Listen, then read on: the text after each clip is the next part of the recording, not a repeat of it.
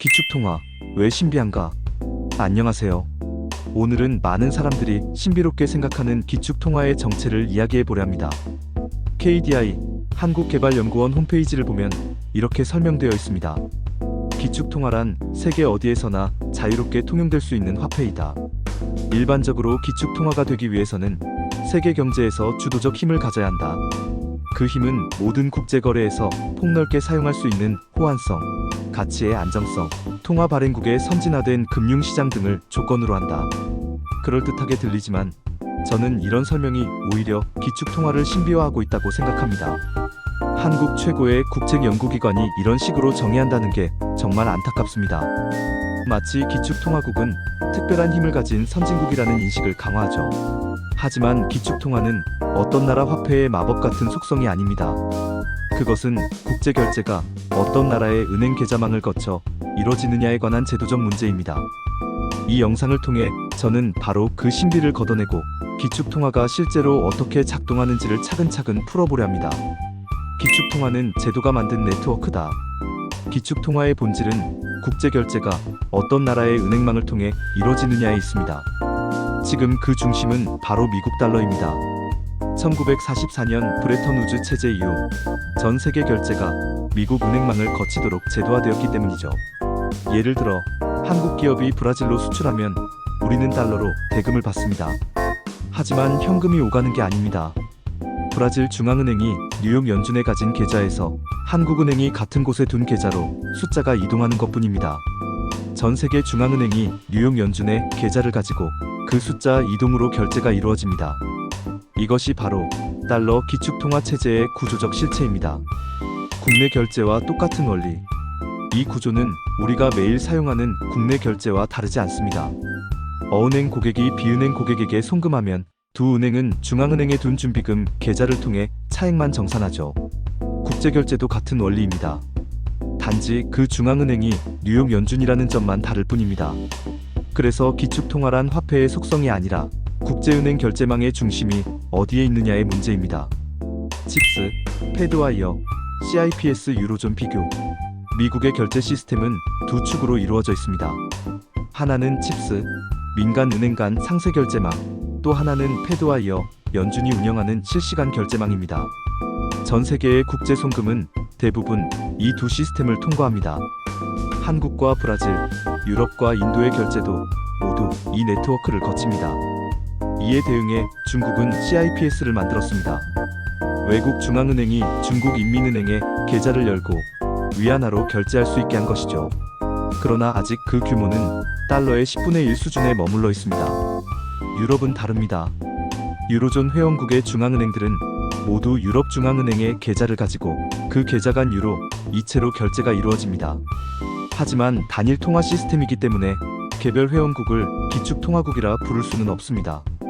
원화 국제화의 의미. 요즘 자주 들리는 원화 국제화. 그 말의 진짜 의미는 무엇일까요? 그것은 외국 중앙은행이 한국은행에 원화 준비금 계좌를 개설하고 한국으로 수출한 대금을 원화로 받는 것을 뜻합니다. 즉, 국제결제 계좌망을 서울에 두는 것, 그것이 원화 국제화의 핵심입니다. 그렇게 되면 다른 나라 중앙은행들도 한국은행 계좌를 통해 원화로 결제할 수 있게 됩니다.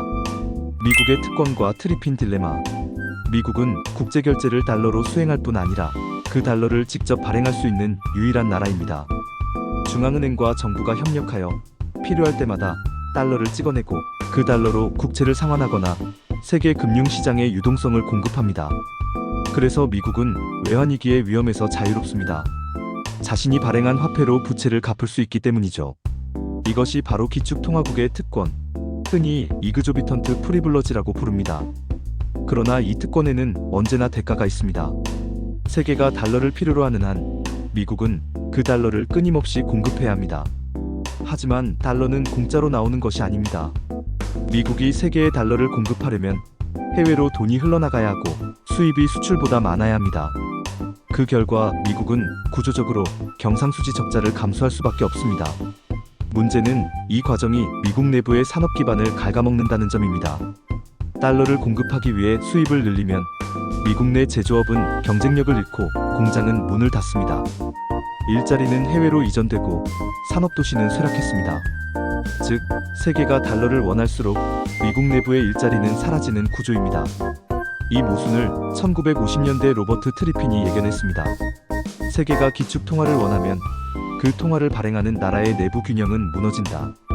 이것이 바로 트리핀 딜레마입니다.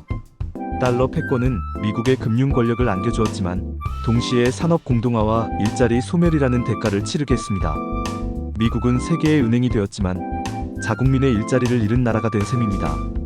글로벌 외환보유고 통화비중 2024. 그렇다면 실제로 각국의 외환보유고는 어떤 통화로 구성되어 있을까요? 2000년 이후 달러의 비중은 70%에서 58%로 약간 줄었지만 여전히 세계준비금의 60%가 달러입니다. 유로는 정체, 위안화는 3% 내외에 머물러 있습니다.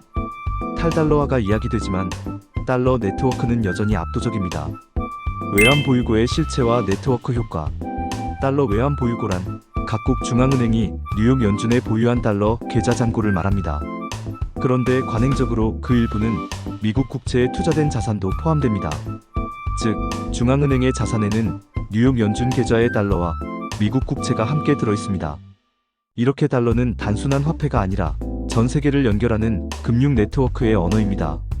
사용자가 많을수록 더 유리해지는 구조, 그것이 바로 네트워크 효과입니다. 달러는 그 네트워크의 중심 언어로 자리 잡은 것입니다. 달러 장부의 권력 러시아 제재 사례. 미국이 러시아를 제재할 수 있었던 것도 바로 이 달러 장부의 통제권 덕분입니다.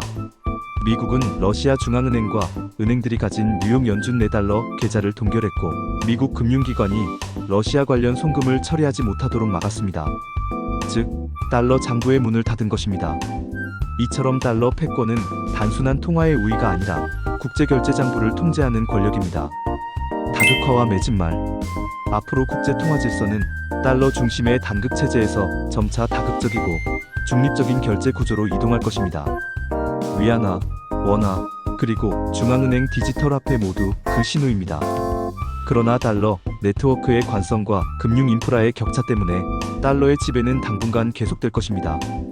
결국 기축통화는 강대국의 신비한 권능이 아닙니다.